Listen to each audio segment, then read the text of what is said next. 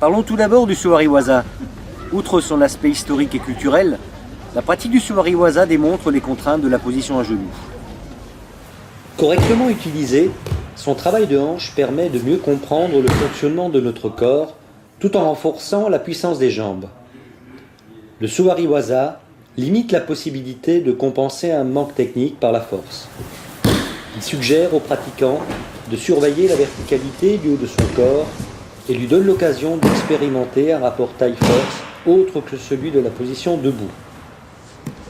Les limites de cette pratique résident à mon avis dans son dosage qui devrait être fonction des possibilités de chacun. N'oublions pas que la pratique de l'aïkido n'a pas pour but de nous blesser, mais au contraire de nous renforcer. À noter qu'il existe probablement d'autres formes de travail pouvant permettre de développer les qualités recherchées durant la pratique du Sowari-waza. Concernant la pratique du Hami-Itachi-waza, je pense que l'on peut noter d'une façon générale les mêmes remarques que pour le Sowari-waza.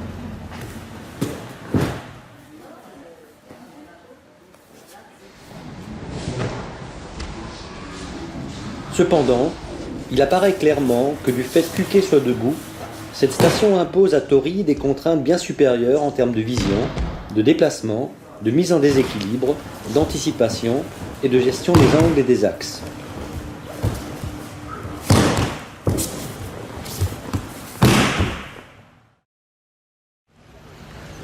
Enfin, le Tachiwaza représente la station de pratique la plus couramment utilisée.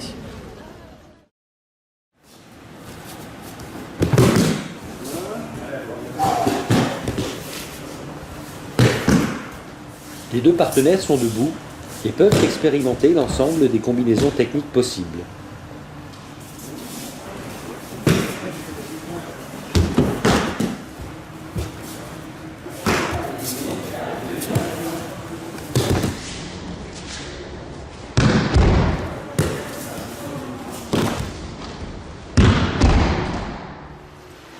Je pense qu'afin de pouvoir accéder à toute la mesure de notre art, il convient de trouver un équilibre dans la pratique de ces trois stations.